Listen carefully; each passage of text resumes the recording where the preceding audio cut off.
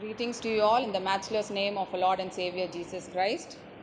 It gives me immense pleasure to stand before you to share the Word of God, and I take this opportunity to thank God Almighty for enabling me, for using me, and also I thank the Reverend of the Church of Stick and also the committee members, and my special thanks goes to the Women's Fellowship members for giving me this opportunity.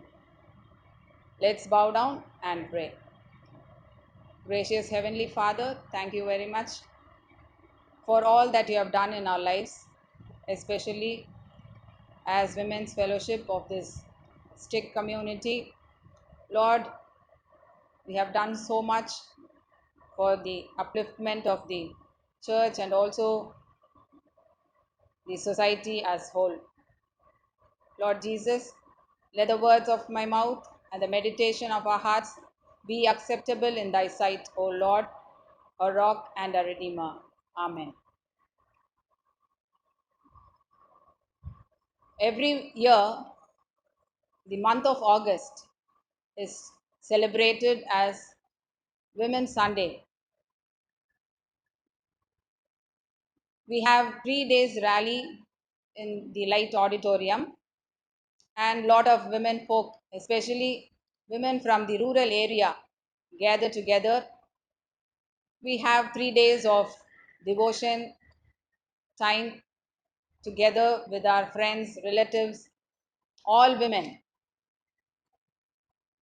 And we give an opportunity also in the church during the month of August for our women's fellowship to participate in the worship service of every church. And today we are going to discuss on women as peacemakers. I would like to narrate an illustration. By the end of the sermon, you will understand what the real meaning of the illustration is about. We know a family, an elderly couple with two sons. Both of them got married, having children,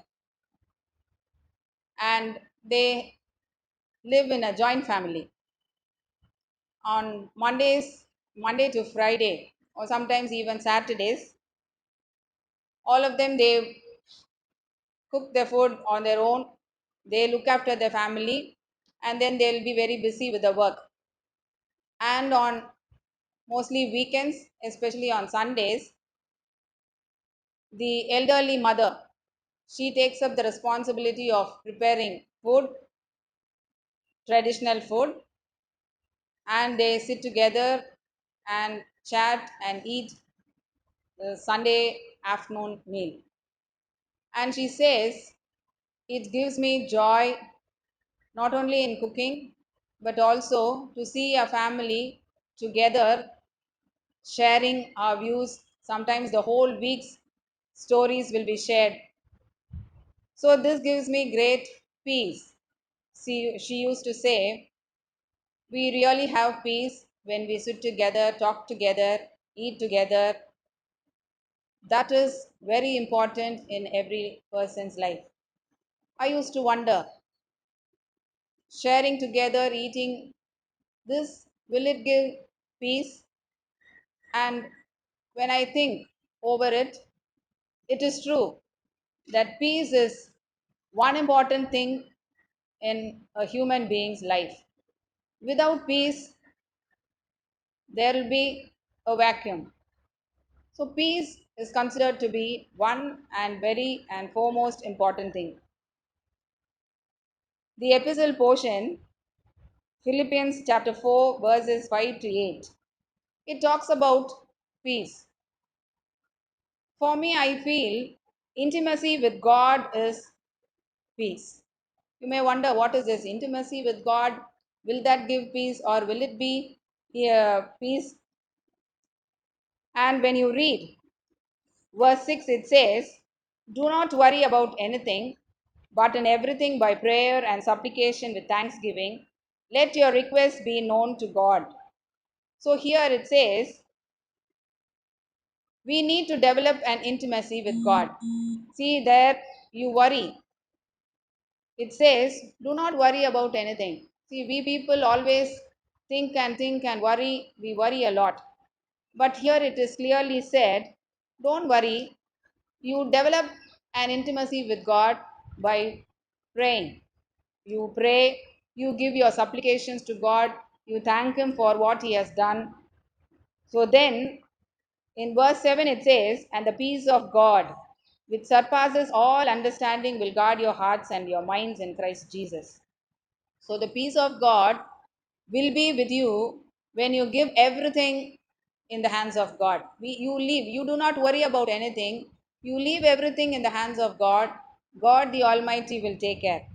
And in verse 8 it says, finally, beloved, whatever is true, whatever is honorable, whatever is just, whatever is pure, whatever is pleasing, whatever is commendable, if there is any excellence and if there is anything worthy of praise, think about these things.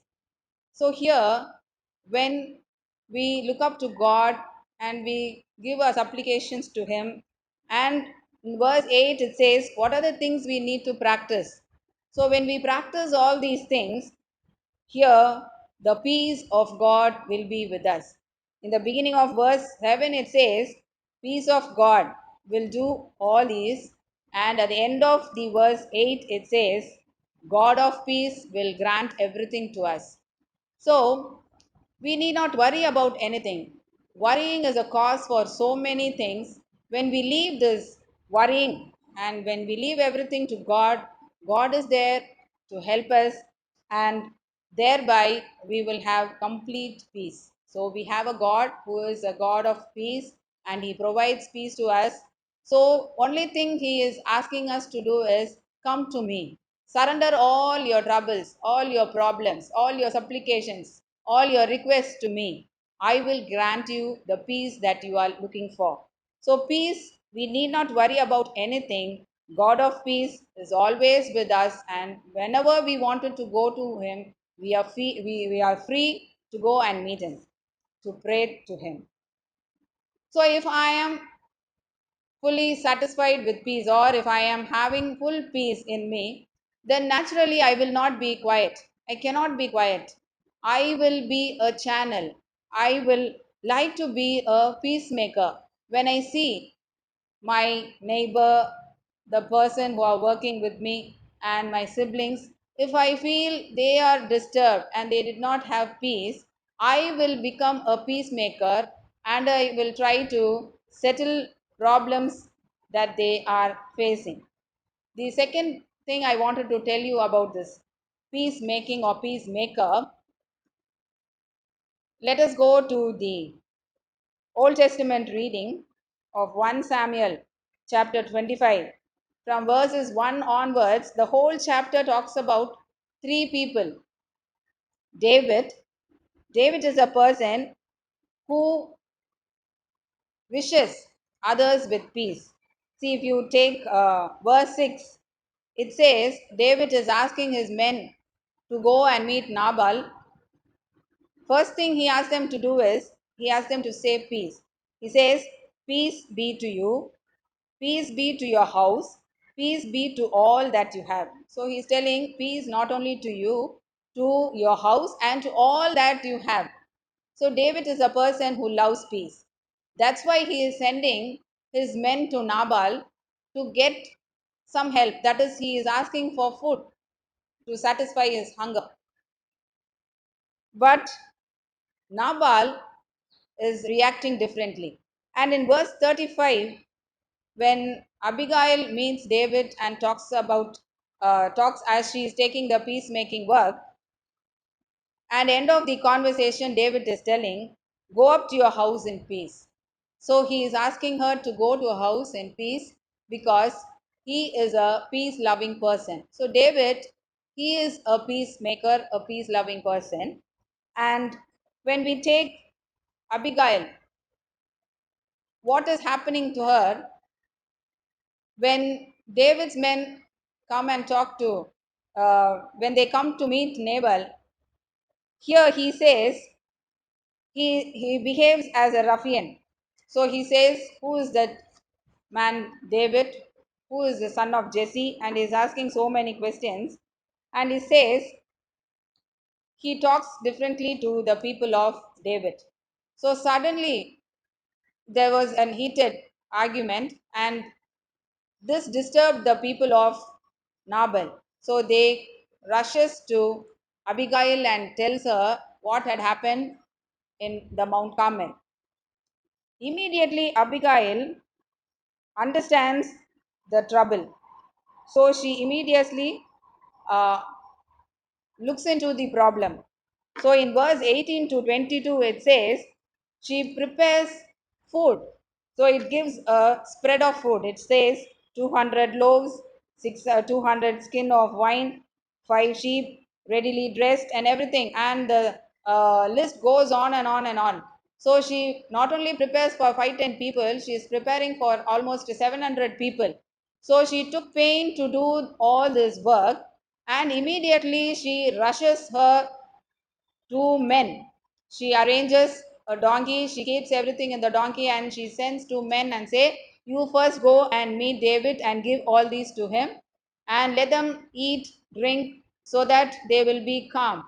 And after that, Abigail follows them. She goes, and in verse 24, it is read like this. She fell at his feet, at David's feet, and said, upon me alone, my Lord, be the guilt. Please let your servant speak in your ears and hear the words of your servant. My Lord, do not take seriously this ill natured fellow, Nabal, for as his name is so, he is falling. But I, your servant, did not see the young man of the Lord whom you sent. So he is talking on behalf of her husband. She knows he is a foolish person, spoken unwanted words. So she calms the situation and says, Lord, you don't worry, I will look into the matter. And she talks to David. And in verse 32 onwards, it is said, David said to Abigail, blessed be the Lord, God of Israel, who sent you to meet me today. So David is pleased when Abigail met him. So she calms the situation and says, and from 33 onwards she said, blessed be your good sense and blessed be you. You have kept me today from the blood guilt and from avenging myself by my own hands.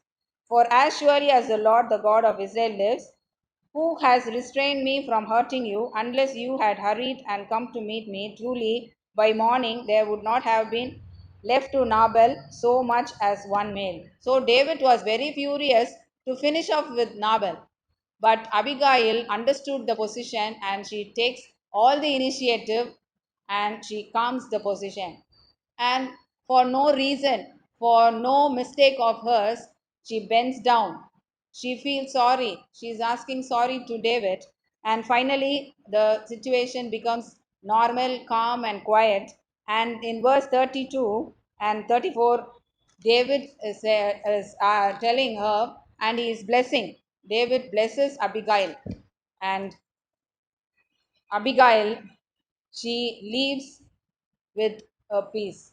So David and Abigail, both of them acts as peacemakers. So dear friends, we too come across people like Nabal.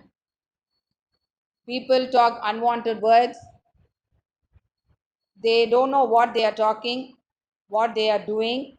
Some people are thankless. See, David's men, they took care of Nabal's men when they were shepherding there near the wilderness.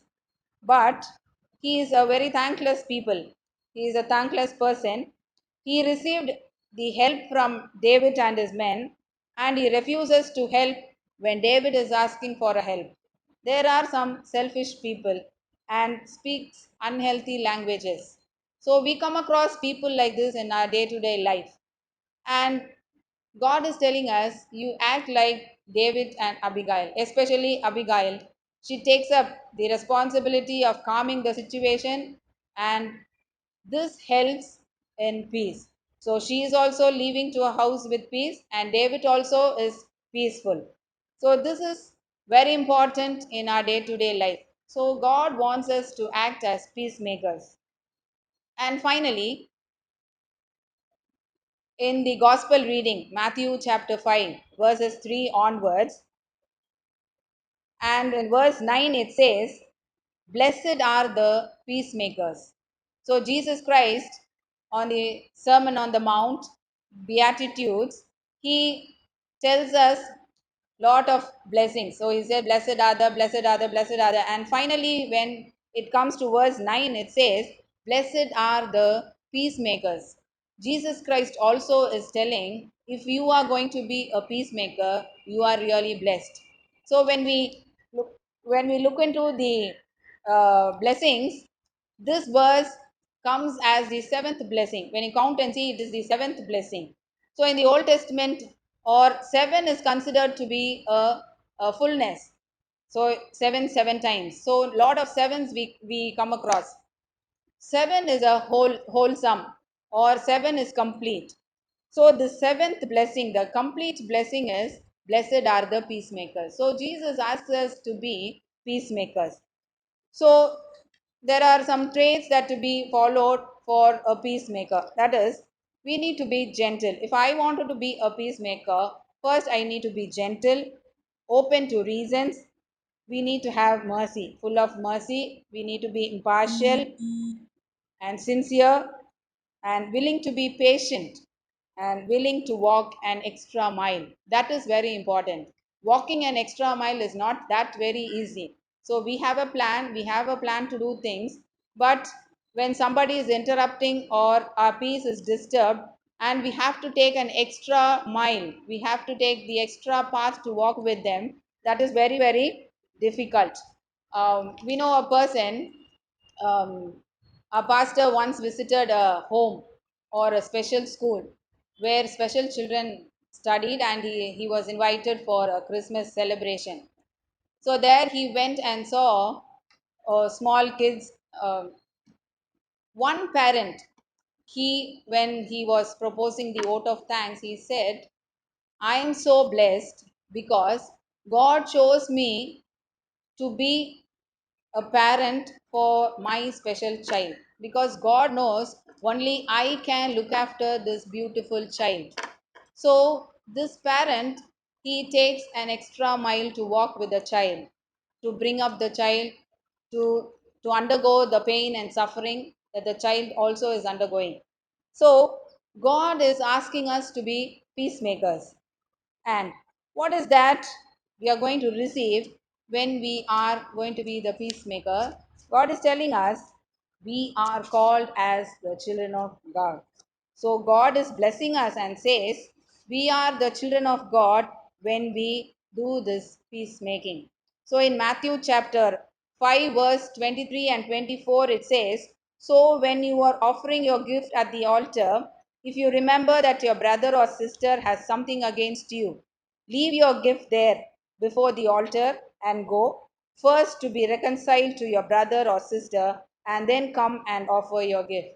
So, Jesus Christ, the lover of peace, he is telling, if you wanted to offer yourself or offer your offertory to God, and you have some problem with your brother or sister, then you have to go and reconcile yourself with your sibling or your neighbor or the place where you're working, the persons near you. First you need to go and reconcile. So if you reconcile, you are recognized as the child of God. I again repeat, if you recognize, if you reconcile, you are recognized as the child of God. See what a great reward. See, if I am the daughter of a king, then I'll be so happy that everything under the sun is mine. So I'll be very happy. Whatever I want, I will receive, and I have every authority to do everything I want. Remember, the Heavenly Father calls me daughter. If I am a peacemaker, He is calling me daughter of the great King. So if I am the daughter of the Heavenly King, see the blessing, what the blessing I will receive. So if you reconcile, put your offertory down. Don't give your offertory to God when you have problem with your brother, sister, neighbor, and anybody who has given you trouble or you have troubled them. Place the offertory and go reconcile with them and come and offer, then only God recognizes your offertory. So God wants us to take up the mantle of peacemaking. Jesus Christ loves peace. So he is a person of peace. In Isaiah chapter 6, it is clearly given, for unto us a child is born. At the end of the verse, it says, Prince of Peace. He is the Prince of Peace. So because he is the Prince of Peace, he seeks peace wherever he goes. In John chapter 14, verse 27, he says, Peace I leave you, my peace I give to you. So he is telling you, don't worry, I give my peace to you. So you take up my peace. And in John chapter 20, from verses 19 to 30 onwards, after Jesus resurrected, he meets his disciples and three times he says, Peace to you, peace be with you. So, Jesus, a lover of peace. So, when we worship him, we take Jesus Christ as the role model. If we take Jesus Christ as the role model, naturally we will be the people who loves to have peace. To conclude, I would like to say a few things which is very very important for our day to day life. When we follow this, we will surely follow peace. The qualities, these are the qualities I feel that a peacemaker should have. Understanding the situation or understanding the issue or problem and then acting upon it. That is what Abigail and David did. They understood the situation and immediately they acted upon. And we need to understand what is to be addressed first. What is the problem, and we should see which area should be addressed first. So that is very very important. And a very important thing is the simple policy of give and take. So that is the formula of peace. So we need to sacrifice certain things when we need peace. When we wanted to sleep peacefully in the workplace or in our home or wherever we are put up, we need to have peace. How do you get this peace? By the simple formula of giving and taking. We have to sacrifice certain things to get this peace. That is called as the adjustment of life. We need to adjust. And very important or the foremost thing is accepting people as they are. So, because we do not want to accept people as they are, we want people to change. We want people to follow us. We want them to follow in our line. We struggle. We try to take up various measures to correct them, to bring them to our line. So, there is a problem. So, accepting people as they are. See, this once we attended a death prayer meeting of one uncle, and the wife of that uncle said, the quality that our husband told me, that is, accept people as they are. Don't try to change them. You better change yourself, then you will live a peaceful life. She told that is the secret of our happy married life. So, dear friends, I would like to tell you the same thing also. Accept people as they are, and that gives us real peace. And ask God to help us to be channels of peace. And God wants us to take the mantle of peace and to serve Him. We know Saint Francis of Assisi. He is a wealthy person. His father was a cloth merchant and he lived a peaceful and wealthy life. And he did not find it comfortable. So once he decided to come out of his house, he left everything. He was on the streets. So he was on the streets to help the poor, and it is said he loved to help animals also. And he says, I get real peace by serving the community, the serving the people. And we all know the prayer of Assisi, a very important prayer. And he says, God wants us to be the instrument of peace. So, God cannot do anything on His own. He wants the help of the people. And to bring peace, He is asking us, or He is making use of us. He is asking us to be an instrument of peace. So, God wants us to be His spokesperson in the work of peacemaking. So let us join together the prayer of St. Francis of Assisi. Let us close our eyes and look up to God and ask Him to help us to be peacemakers. Lord, make me an instrument of your peace. Where there is hatred, let me sow love. Where there is injury, pardon. Where there is doubt, faith. Where there is despair, hope. Where there is darkness, light. And where there is sadness, joy. O Divine Master, grant that I may not so much seek to be consoled as to console, to be understood as to understand, to be loved as to love. For it is in giving that we receive, and it's in pardoning that we are pardoned, and it's in dying that we are born to eternal life. Amen. Thank you, Father God, for blessing us, for helping us to understand the importance of peace and how you, a peace loving God, lived in this world, and you wanted your people also to follow the same. Lord Jesus, we praise and thank you for this wonderful message that you have given us, Lord. Let us take the mantle of peacemaking and spread this good news of peace throughout the world, and let us continue to do with your help this peacemaking. As women and others, let us join together in the work of peacemaking. We want your help, guide us and guard us. In Jesus' most precious name, I praise and thank you. Amen. Friends, I take this opportunity to once again thank you for patiently listening to the word of God. Thank you once again.